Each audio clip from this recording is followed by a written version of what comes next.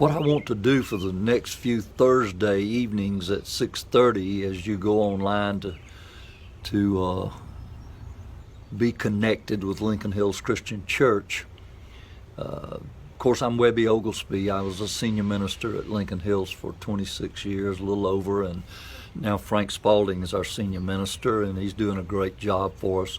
And I'm on staff, so I'm so thrilled to be teaching and preaching and working with people for the Lord.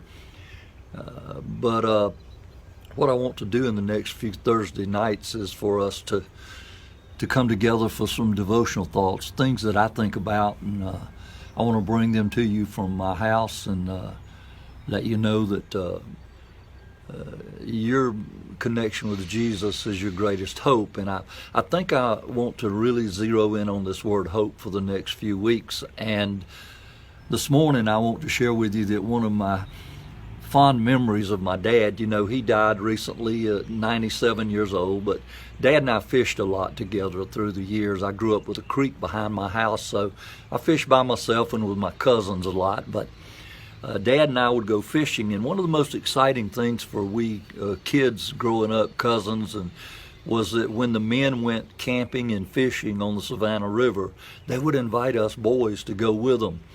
And that was such a great time, and I can still see those images in my mind as if they were yesterday.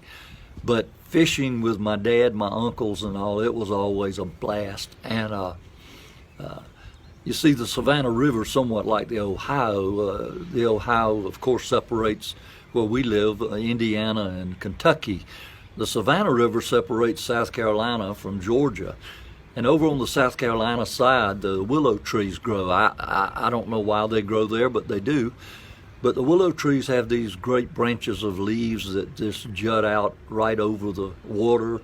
And under those limbs and those leaves, the fish really like to congregate and bed up, and they're good places to fish. So what we would do is we would slip the bow of our boat up under those willow trees and tie it up. But like the Ohio, the Savannah River has a very strong current. It's a huge river. It's very wide. And you can hear in my subdivision, there's trucks, there's a house being built, and there's a lot of noise, but hey, we can get through that. It's sort of natural. This truck's decided to come right through here right now, and so he's got a load of concrete. But anyway, the Ohio River is really wide, and it has a strong current. Well, so does the Savannah River. And so in order for you to stay right where you want to when you fish, of course, you have to throw an anchor out. And one of the things you have to remember when you throw out an anchor in a boat, make sure it's tied to the boat. Not only will you drift, but you'll lose your anchor more than likely in a big river like that. So we would drop the anchor down the back, and when you think about an anchor, it holds you in place. It gives you security to do what you need to do in that particular moment. Jesus is our anchor, and that's the thought for you this morning. Back in Jesus' day, in the first century, the anchor was a symbol of security, and it was a symbol of stability. And it's the same way now. I've been learning a song, and I really love this song. It's a song by Don Williams, and it's called My Best Friend. And I believe it's about a love relationship. I know it is, but I think it's about marriage, because he stayed married for years and years to his wife before he passed away. But in this song, one of the verses is, when I need hope and inspiration, you're always strong, talking about his spouse.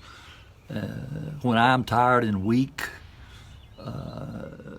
And then when you get to the chorus, it talks about you're my anchor in life's ocean. And life is like an ocean. It's like a strong river. That current will cause us to drift into sin and into places we don't want to be, things that we don't want to have anything to do with as disciples of Jesus. So we live in a fast-moving world. The current's strong. It'll sweep us away. I love Hebrews 5:19. We have this hope as an anchor for the soul. And boy, that is so true.